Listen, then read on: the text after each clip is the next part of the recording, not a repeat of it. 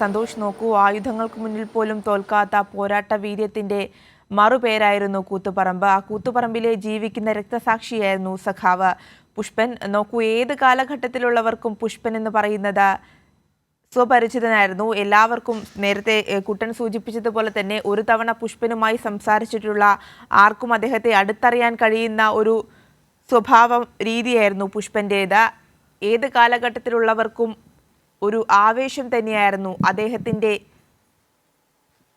ജീവിതം.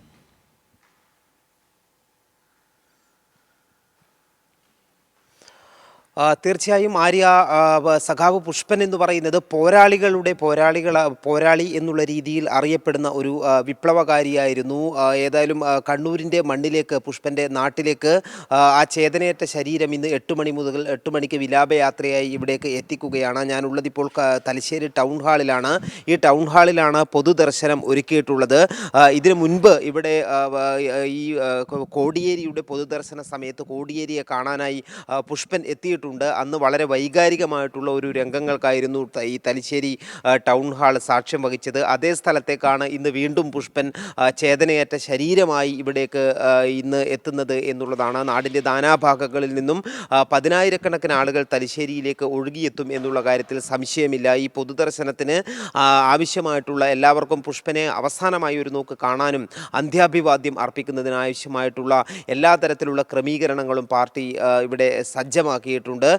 ഈ തലശ്ശേരി ടൗൺ ഹാളിനകത്ത് പ്രത്യേകം സജ്ജീകരിച്ച സ്ഥലത്താണ് പൊതുദർശനത്തിനുള്ള സൗകര്യം ഒരുക്കിയിട്ടുള്ളത്. ആളുകൾക്ക് അകത്ത് കൃത്യമായി വരി നിന്നുകൊണ്ട് ഈ പൊതുദർശനം നടത്തി അഭിവാദ്യം അർപ്പിച്ച് മടങ്ങാനുള്ള സൗകര്യങ്ങളാണ് ഒരുക്കിയിട്ടുള്ളത്. CPIM-ൻ്റെയും DYFI-യുടെയും പ്രമുഖ നേതാക്കൾ ഉൾപ്പെടെയുള്ളവരെല്ലാം തന്നെ തലശ്ശേരി ടൗൺ ഹാളിലേക്ക് ഈ പുഷ്പനെ അവസാനമായി ഒരു നോക്ക് കാണുന്നതിനായിട്ട് ഇവിടേക്ക് എത്തിച്ചേരും. അതിനാവശ്യമായിട്ടുള്ള സൗകര്യങ്ങളാണ് ഒരുക്കിയിട്ടുള്ളത്. ഏതാണ്ട് 10 മണിയോടുകൂടി മൃതദേഹം തലശ്ശേരി ടൗൺ ഹാളിൽ എത്തും എന്നാണ് പ്രതീക്ഷിക്കുന്നത്. 11:30 വരെയാണ് തലശ്ശേരി ടൗൺ ഹാളിൽ ഇപ്പോൾ പൊതുദർശനത്തിനുള്ള സൗകര്യം ഒരുക്കിയിരിക്കുന്നത്. 11:30-ക്ക് ശേഷം ഇവിടെ നിന്നും വിലാപയാത്രയായാണ് മൃതദേഹം നാട്ടിലേക്ക്, മേനപ്രത്തേക്ക്, ജന്മനാടായ മേനപ്രത്തേക്ക് കൊണ്ടുപോകുന്നത്. ഇവിടെ നിന്നും ഈ വിലാപയാത്ര നേരെ തലശ്ശേരിയിൽ നിന്നും കൂത്തുപറമ്പിലേക്കാണ് പോകുന്നത്. കൂത്തുപറമ്പ് എന്ന് പറയുന്നത് പോരാട്ടത്തിൻ്റെ കേന്ദ്രമാണ്. പുഷ്പൻ ഉൾപ്പെടെ 6 ധീരരായിട്ടുള്ള പോരാളികൾ വെടിയേറ്റ് വീണ സ്ഥലമാണ്. അവിടേക്കാണ് പുഷ്പൻ്റെ മൃതദേഹം കൊണ്ടുപോകുന്നത്. അവിടെ ഈ സമര പോരാട്ടം നടന്ന ആ ഭൂമിയിൽ ഈ പുഷ്പൻ്റെ മൃതദേഹം അവിടെ അല്പസമയം അവിടെ അന്ത്യാഭിവാദ്യം അർപ്പിക്കുന്നതിനായിട്ടുള്ള സൗകര്യം ഒരുക്കും. അതിനുശേഷം പാനൂർ, പിന്നീട് പൂക്കോം, രജിസ്റ്റർ ഓഫീസ് തുടങ്ങിയ സ്ഥലങ്ങളിലും പൊതുദർശനത്തിനുള്ള സൗകര്യം ഉണ്ടായിരിക്കും. തുടർന്നായിരിക്കും മൃതദേഹം ഈ മേനപ്രത്തെ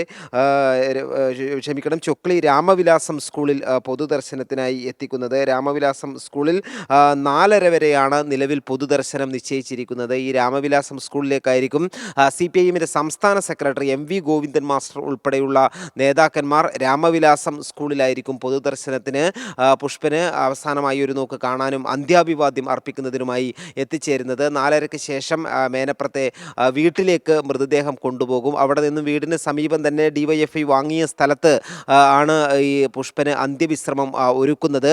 എല്ലാ തരത്തിലുള്ള ആദരവോടും കൂടി ഏറ്റവും അനുയോജ്യമായ രീതിയിൽ തന്നെ ആ പോരാളിയെ യാത്രയയക്കാനുള്ള തയ്യാറെടുപ്പിലാണ് കണ്ണൂരിലെ പാർട്ടി എല്ലാം തന്നെയുള്ളത്. വീരോചിതമായിട്ടുള്ള ഒരു യാത്രയയപ്പിനായിട്ടുള്ള ഒരുക്കങ്ങളാണ് ഇന്നലെ മുതൽക്ക് തന്നെ ആരംഭിച്ചിട്ടുള്ളത്. വലിയ ജനസമുദ്രമായി ഈ ഒരു തലശ്ശേരി ടൗൺ ഹാൾ പ്രദേശവും അതോടൊപ്പം തന്നെ ചൊക്ലി രാമവിലാസം സ്കൂൾ പരിസരവും എല്ലാം തന്നെ മാറും എന്നുള്ള കാര്യത്തിൽ സംശയമില്ല. ഇന്ന് തലശ്ശേരിയിലും കൂത്തുപറമ്പിലും പുഷ്പനോടുള്ള ആദരസൂചകമായി ഹർത്താൽ ആചരിക്കുകയാണ്. അത്തരത്തിലൊരു കക്ഷി രാഷ്ട്രീയ വ്യത്യാസമില്ലാതെ തന്നെ ഈ പോരാളിക്ക്, പുഷ്പൻ എന്ന് പറയുന്ന പോരാളിക്ക്, കേരളം കണ്ട ഏറ്റവും വലിയ പോരാളിക്ക് നാട് യാത്രയയപ്പ് നൽകാനുള്ള ഒരുക്കങ്ങളാണ് ഇപ്പോൾ നടന്നുകൊണ്ടിരിക്കുന്നത്.